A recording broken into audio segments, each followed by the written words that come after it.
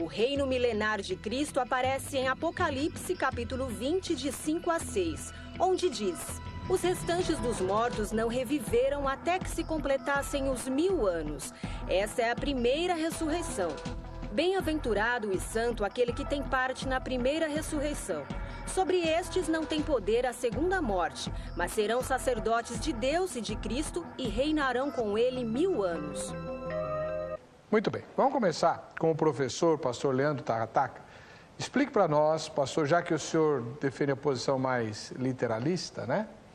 O Apocalipse fala no reinado de 1000 anos, aqui o senhor crê nisso, e fala em primeira ressurreição. Explique para nós o que eu não falei na abertura. Como é que é esse esquema de ressurreições? Claro. Bom, é importante lembrarmos que existe uma ciência de interpretação bíblica que se chama hermenêutica. Da hermenêutica você tem a exegese, que consiste em você retirar do texto a sua compreensão.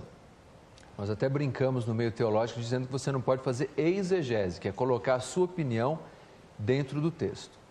E uma das coisas importantes é que a Bíblia deve ser interpretada histórico e gramaticalmente, ou seja, você tem que reconstruir o pano de fundo histórico e as informações, e levar em consideração as informações gramaticais que você encontra na passagem.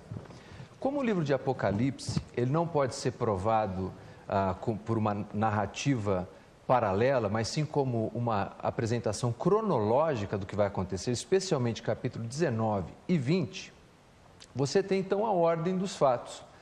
Antes de Jesus estabelecer o seu reino na terra, ele fará uma ressurreição. Essa é chamada ressurreição dos justos. Jesus fala disso no Evangelho de Lucas, no capítulo 14, versículo 14. Depois, então, dessa primeira ressurreição, você tem um reino literal, histórico, prometido já no Antigo Testamento, e no final, então, desses 1000 anos, Jesus faz a segunda ressurreição, que é aquela em que os ímpios são julgados por suas obras e lançados no lago de fogo eterno. Então, resumindo, a posição do pastor Leandro diz: haverá duas ressurreições físicas, uma só de justos, para que esses justos reinem com Jesus durante 1000 anos literais aqui no planeta Terra a partir de Jerusalém. Ele mencionou que não existe nenhuma referência ao reinado milenar de Jesus na Bíblia, exceto em Apocalipse 20. Isso é correto? Não, não é correto, com todo respeito ao bispo. A verdade é bem outra. Você tem várias profecias veterotestamentárias que demandam um cumprimento histórico de um reinado na terra. Além disso, é muito importante levar em consideração que quando você fala de interpretação bíblica, de hermenêutica, o contexto é rei. Você não pode, por exemplo, apanhar uma passagem e recortar várias outras para subsidiar o seu ponto de vista. Quando você lê o livro de Apocalipse, ninguém teria a conclusão de que Apocalipse está tratando de uma ressurreição espiritual lendo o texto de Apocalipse. Por exemplo, o texto diz assim no versículo 4: vi também tronos, e nesses sentaram-se aqueles aos quais foi dada a autoridade de julgar. Vi ainda as almas dos decapitados por causa do testemunho de Jesus, bem como por causa da palavra de Deus, tantos quantos não adoraram a besta, nem tampouco a sua imagem, e não receberam a marca na fronte, na mão, e viveram e reinaram com Cristo durante 1000 anos. Claramente, essas pessoas morreram, são os decapitados. Mais importante, antes de se pairar alguma dúvida se essa era uma ressurreição espiritual ou física, João claramente diz aqui no texto: esta é a primeira ressurreição, versículo 5. O bispo fez uma referência interessante quanto ao fato de que João é o autor, então nós temos que levar em consideração como é que João usa essa palavra, para ver se na sintaxe, quer dizer, as palavras que vêm antes e depois, qual é o sentido dela. João, no capítulo 1, versículo 18, descreve, aí é uma narrativa. É importante lembrar que literatura apocalíptica, e 500 anos antes de Jesus já existia, o livro de Daniel, por exemplo, também tem narrativa. Ele não tem só símbolos. João usa da seguinte maneira, capítulo 1, no versículo 18, Jesus diz assim: eu era aquele que estava morto e agora vivo. É a mesma palavra, zao. E depois, no capítulo 2, versículo 8, a mesma coisa, aquele que estava morto e agora vive, Zal. No capítulo 13, diz que a besta que foi ferida sobreviveu, Zal, é a mesma coisa. E aqui no texto, nós temos mais uma vez, na sequência do texto, falando a respeito daqueles que estão na segunda ressurreição, o texto diz que eles viveram, bem-aventurado, porque eles só viveram depois desses 1000 anos. A mesma palavra é usada sempre no livro de Apocalipse para a ressurreição física. Nenhuma vez ela é usada para a ressurreição espiritual. Aliás, seria uma estranheza muito grande que nesse bloco de versículos do capítulo 20, João usasse a mesma palavra com 2 sentidos diferentes. A primeira, viveram. A segunda, falando daqueles da segunda ressurreição, que também viveram, mas na primeira uma ressurreição espiritual e na segunda uma ressurreição física. A exegese e a hermenêutica não seguem esse padrão. Importante ainda, o capítulo 5 de João, que foi citado, Jesus diz claramente que os mortos ouviriam a sua voz, sairiam dos seus túmulos, uns para a vida eterna e outros para a condenação eterna. E é isso que eu encontro presente no capítulo 20. Como é que o senhor vê essa menção a 2 Tessalonicenses, irmão? Bom, uma questão importante que nós temos que levar em consideração é que quando a Bíblia faz uma descrição da ressurreição, ainda que em termos gerais, ela não é excludente em hipótese alguma. O fato de nós encontrarmos 2 ressurreições no livro de Apocalipse, lembre-se, o contexto é rei. Nós temos que interpretar as passagens bíblicas à luz do seu contexto histórico, gramatical, sintático. É importante lembrar do seguinte, quando nós pensamos nisso. Você analise que Jesus fala da ressurreição de justos, fala da ressurreição de uns para a vida eterna, outros para a condenação eterna. Daniel fala daqueles que ressuscitariam para a vergonha eterna e para a vida eterna. E ainda que nós tivéssemos apenas Apocalipse 20, seria legítimo entender que a Bíblia nos fala de 2 ressurreições. Por quê? O único ensino que nós temos sobre a Torre de Babel, a divisão das línguas, é Gênesis capítulo 11.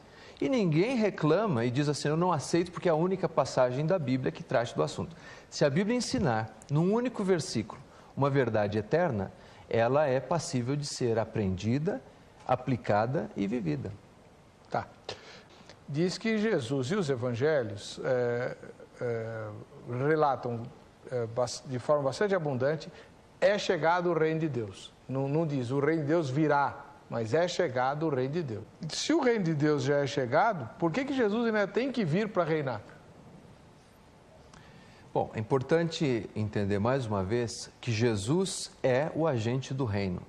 Jesus disse, inclusive para os fariseus, o reino de Deus está entre vós, e uma outra tradução diz em vós, mas entre vós é a minha tradução, me parece que verte melhor a ideia de Jesus. Ele é o agente do reino. Mas a história não termina ali. Por ocasião da ascensão de Jesus, os discípulos perguntam a ele, Senhor, é este o tempo em que restaurarás o reino de Israel? Está no livro de Atos, no 1º capítulo. E Jesus não disse, olha, vocês não entenderam nada, não existe reino. Ele disse assim, não vos compete saber tempos e épocas que o Pai reservou para si. O reino, para se cumprir todas as profecias veterotestamentárias, a esperança messiânica que Jesus apresenta no capítulo 1, é um fato e ele deve ser aguardado. A dificuldade aqui do amilenismo é o seguinte, por 300 anos a igreja sempre sustentou o pré-milenismo. Pápias, Irineu no seu livro Contra as Heresias, ele defende um pré-milenismo de fato e histórico. É a partir de Agostinho que a gente tem essa mudança. Então, se você pega William Hendrickson, que ele popularizou o sistema junto com Huyckman e Berkhoff. Qual o sistema? O sistema milenista, aí cria uma grande dificuldade, porque não é possível interpretar Apocalipse com a clareza que o texto traz. Então é obrigado você ficar pulando em várias outras passagens para tentar entendê-lo. E quem é a grande pergunta? Quem são estas nações que restam para Cristo governar? Só 2 grupos distintos quando Cristo vier. E isso a gente tem que concordar. Os salvos e os perdidos. Os perdidos aqui estão condenados e destruídos. Não sobraram, não restaram. Então, os salvos estão entre os glorificados com corpos preparados já para Nova Jerusalém. Sobre quem reinará? Jesus e os salvos. Essa não é uma dificuldade para se explicar isso. Quando você está descrevendo um episódio de guerra, é óbvio que as pessoas que morrem na batalha são aqueles que estão na guerra. Não significa que toda a população mundial tem que ser dizimada durante esse período. A questão da sintaxe, a questão de que a palavra ressurreição aparece 40 vezes no Novo Testamento. Nunca ela é utilizada para a ressurreição espiritual. Por que somente nesta passagem teria que ser uma ressurreição espiritual? Eu digo por quê. A Bíblia de Genebra, de Estudo Genebra, que é uma Bíblia amilenarista, ela traz uma nota de rodapé e diz o seguinte: se a primeira ressurreição for literal, aliás, muito sincero dos editores, se a primeira ressurreição for literal, antes do milênio, os pré-milenaristas estão corretos. Então é preciso fazer uma ginástica muito grande para fazer com que a palavra essezan, viveram, não significa viver fisicamente, embora no Apocalipse sempre seja usado nesse sentido, e a palavra ressurreição, anastasis, significa outra coisa que não a ressurreição física. Agora, uma que eu nunca tinha ouvido é essa de que Jesus vai sim reinar 1000 anos, mas não aqui na Terra. Ele vai reinar 1000 anos aonde? Já conhecia essa, pastor Tarrataca? Olha, curiosamente, a posição de Agostinho era mais ou menos essa, porque embora ele fosse um amilenarista, ele acreditava que esse período de reino espiritual era por 1000 anos, literalmente, depois viria o estado eterno. Tá de brincadeira. Não. Essa era a posição de Agostinho. Então, ele era amilenista, mas o período do governo era de 1000 anos? Sim, o que faz sentido, porque se nós entendemos que Agostinho está vivendo num período em que houve uma fusão entre o Estado e a Igreja, quando ele olhava para ao redor, a Igreja estava reinando. Então ele fez uma leitura da Bíblia, das promessas bíblicas, empiricamente, à luz da sua experiência. Isso me lembra, o senhor não respondeu uma das colocações muito fortes do Bispo Hildo, de que Efésios fala que nós reinamos com Jesus. Então, por que Jesus vai reinar se nós já reinamos com Ele? Bom, é importante entender o seguinte: quando nós estamos falando do reino histórico de Cristo na Terra, eu até quero dizer, algumas pessoas me dizem assim: Leandro, não faz a menor diferença se eu acredito num reino histórico ou não histórico. Para mim faz muita diferença, eu vou dizer por quê. Quando eu estudo a respeito do reino histórico de Deus que acontecerá nessa terra, ou o reino de Cristo, aliás, é interessante ver que é chamado de o reino do Cristo, que é um cumprimento das profecias do Antigo Testamento, do Messias, do Cristo, eu aprendo algumas coisas. É como quando você olha para um modelo do ideal do que as coisas deveriam ser. Então você vê que no reino dele há equilíbrio ecológico, há justiça, não há miséria, não há perversão de valores. Eu, então, como um agente desse reino, que espero a vinda desse reino, passo a materializar em ações mudanças éticas, políticas, inclusive de consciência social. Agora, o reino de Cristo vai se cumprir, uma das grandes razões é a promessa que fez a Israel.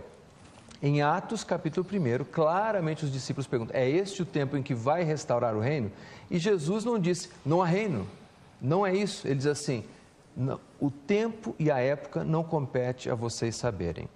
É importante também lembrar, pastor, aqui dentro do contexto de capítulo 20, a questão de que o pastor, aliás, o bispo citou várias vezes o literalismo, a interpretação histórica e gramatical. E você tem que ser consistente com o sistema que você interpreta. Por exemplo, o texto fala de céu, eu tenho certeza que o bispo acredita que isso é literal. Fala de Satanás, eu acredito que o bispo, porque muitos amilenistas também não creem nisso, mas que Satanás é uma pessoa. Fala de ressurreição física, eu tenho certeza que o bispo acredita que pelo menos a segunda seja literal. Então o que acontece é que você não pode apanhar dentro do mesmo capítulo, dentro do mesmo contexto, dentro da mesma sintaxe e dizer 3 versículos são alegóricos, 4 versículos são literais. A nossa posição é que no capítulo 20 nós temos uma descrição do reino histórico que acontecerá. Aliás, o texto diz no versículo 6, bem-aventurados que fazem parte da primeira ressurreição.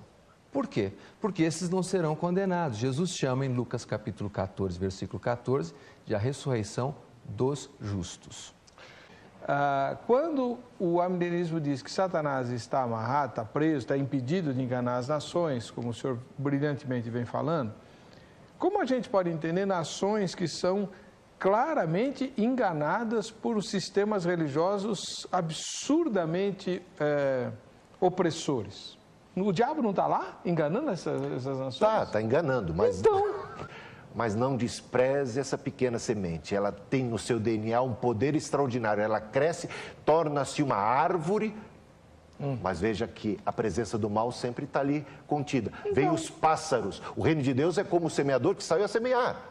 Só 1/4 parte da semente cai em terra boa. O reino de Deus é como alguém que plantou trigo, mas veio outro e plantou o joio. Eu quero ver como é que isso casa com o reino milenar, pré-milenista. Eu continuo vendo que o problema do amilenismo é um problema seríssimo de hermenêutica e de exegese.